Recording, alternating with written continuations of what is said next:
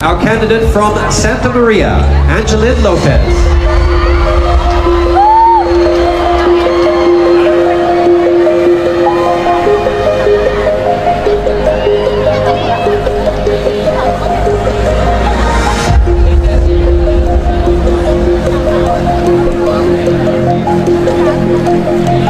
You have chosen Chancey Lee.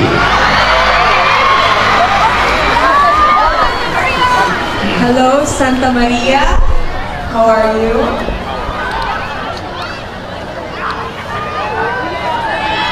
I feel great because I was placed in the top 10 and I dedicate it for my municipality, which is Santa Maria. And I want to thank all my supporters. This is all for you. Okay, so take a deep breath and listen to the question. My question is, in the last Miss Universe pageant, it changed the landscape of beauty pageants when more weight was given to advocacy rather than beauty or intelligence. So my question, what do you think is the most pressing issue beauty pageant competitors should advocate for? Beauty pageant should advocate that no body shaming in terms of joining this pageant because all women are beautiful in their own. We should not defend in our size, in our beauty, in our color, or whoever we are because a beauty pageant should be open for all, which is they use their platform to promote their advocacy because I believe that everyone is joined with a purpose. Thank you. Our next candidate is from Quirino, Carla May.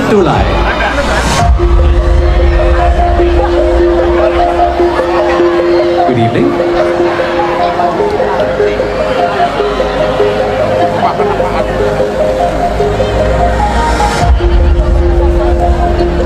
You have chosen George Palos.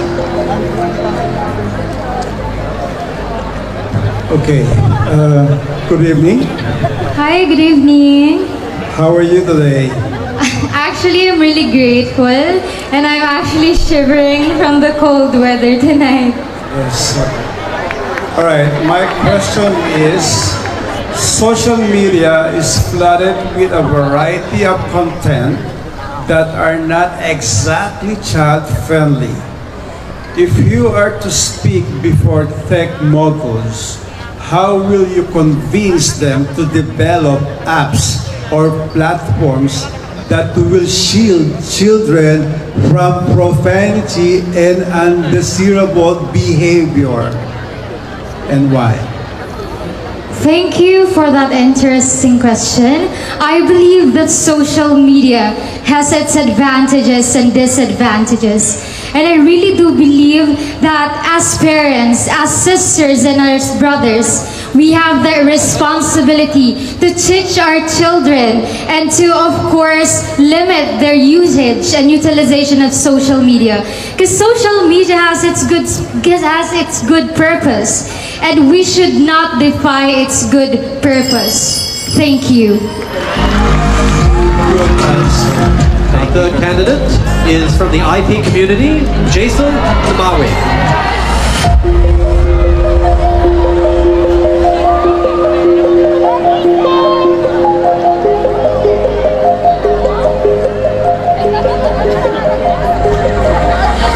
You have chosen Albert Andrade. Good evening. Good evening, sir. Your question is, suicidal tendencies are rooted from a bunch of different reasons. Imagine I'm your friend who have been silent for months and have posted several narratives about suicide in my social media platform. How would you navigate in talking me out of it without sounding mean? We all know that pandemic has challenged us, throughout their journey. This has depression, anxiety, and out of conscious.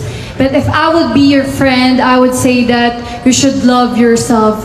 Because if you love yourself, you will aware that you know what you're being in life. Stop comparing yourself to others. Stop defying others. If you love yourself, and then you will believe and you have a peace of mind. Thank you. Thank you very much. Our candidate from Alicia, Cherry Lee Garlijo.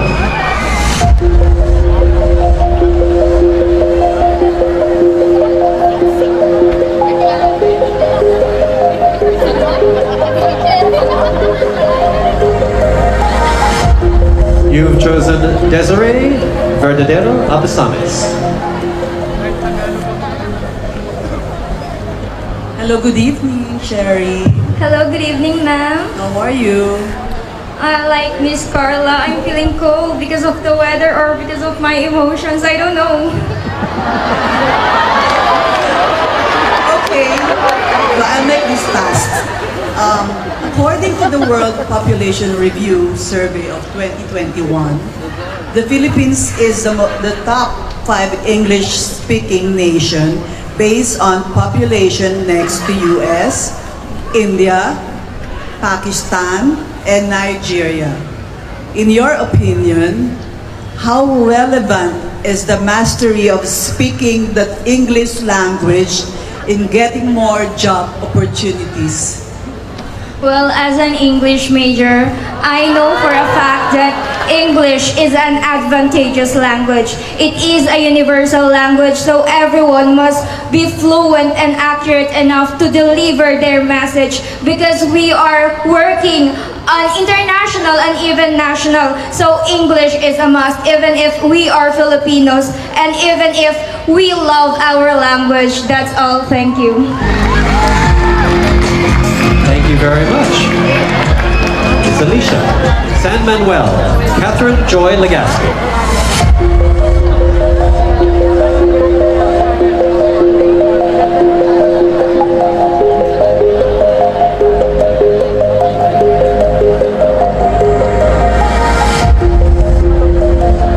You've chosen Mayor Rosalind Asor.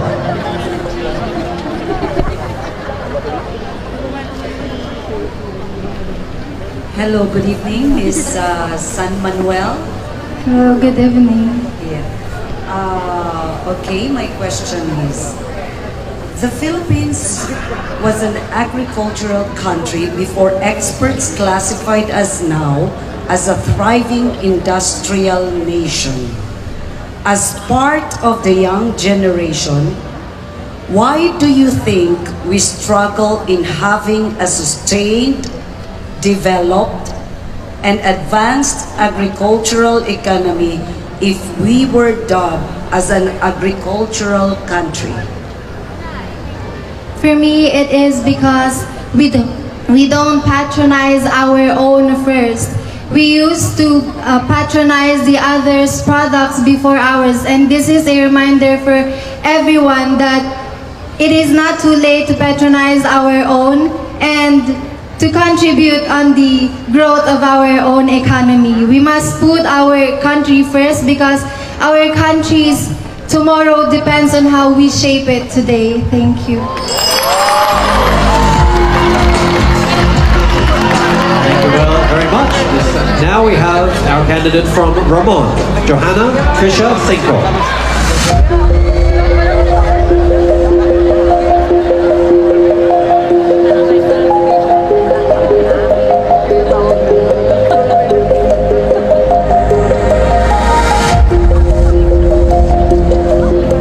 We have 9 judges and 10 candidates, which means one judge gets to ask 2 questions.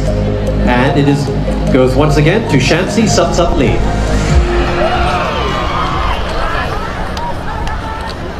Hello. Hi, Miss Chancey. Okay, so here's my question. Experts had noted that the number of farmers is fast decreasing because of the lack of interest in the profession among young people. How will you encourage millennials to choose a career in agriculture? I think that it's time for us to stop burdening the society to go to jobs that don't benefit them. Instead, we should burden the system to create a more sustainable position for farmers and make farming a good job for the people. And once we do that, once the government does its job, that's when millennials will choose to be farmers. Because by then, it's a profession that will feed their family, and it's a profession that will give them a sustainable life.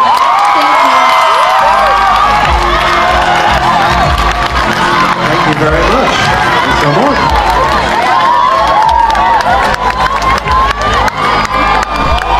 Next up, from Hawaiian City, Julie May Villanueva.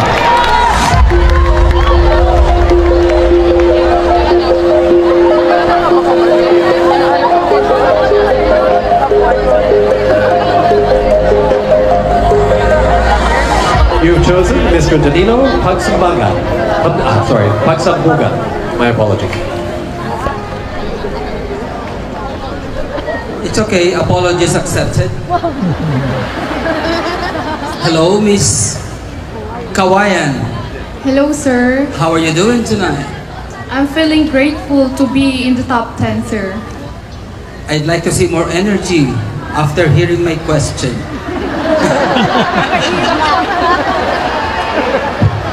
Okay, let's cut the bullshit. Let's go to the real.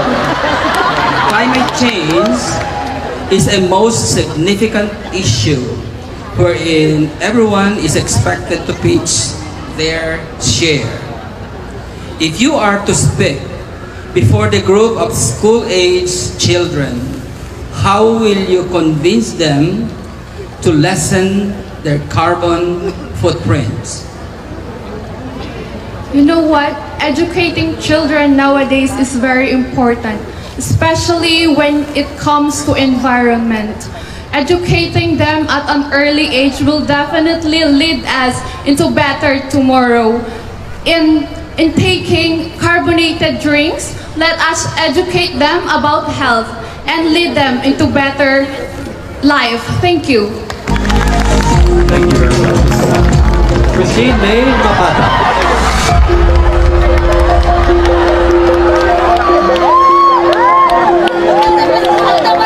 And you've chosen Jeffrey Jaturian. Hi, Christine. Hello, sir. Good evening. Good evening, sir. My question for you is, body shaming is rampant in social media nowadays. How will you use your social media platform to help put an end to body shaming? Thank you for the question and good evening once again. For how many years women have been regarded as weak and inferior to men, as well as discrimination is rampant nowadays in using social media. That's why I am standing here in front of you to say that people must embrace the reality that the people, people must embrace the reality that women sitting at home catering men's need, and thank you. Thank you very much.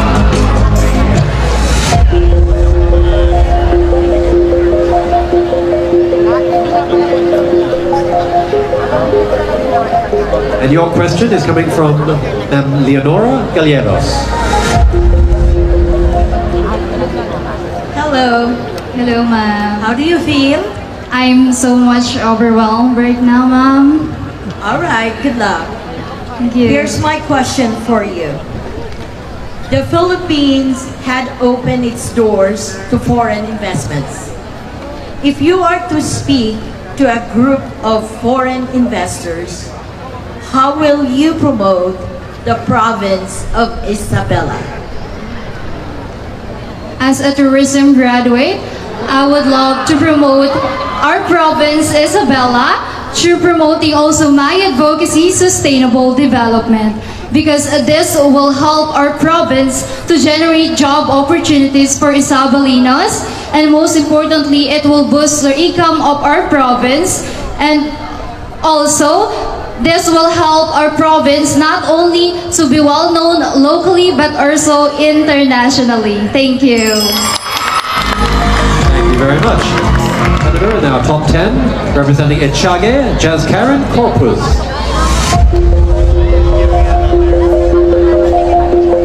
And your question will be coming from Dr. Bert Tuga. Good evening, Ms. Echage. Good evening, sir. Here is your question. One of the considered reasons of the increasing numbers of teenage pregnancy is the lack of sex education among the youth. Given the chance to speak to the Pope, the head of the Catholic Church, how would you talk him through in possibly getting their unilateral yes over the issue? Thank you for that question and good evening, everyone. The youth of today is the future of our modern land. We need to incorporate what are their problems, and first of all is the sex education. We need to improve our education and involve the sex because it is important to all of us, for us to know, because education is important to all of us in all aspects. Thank you.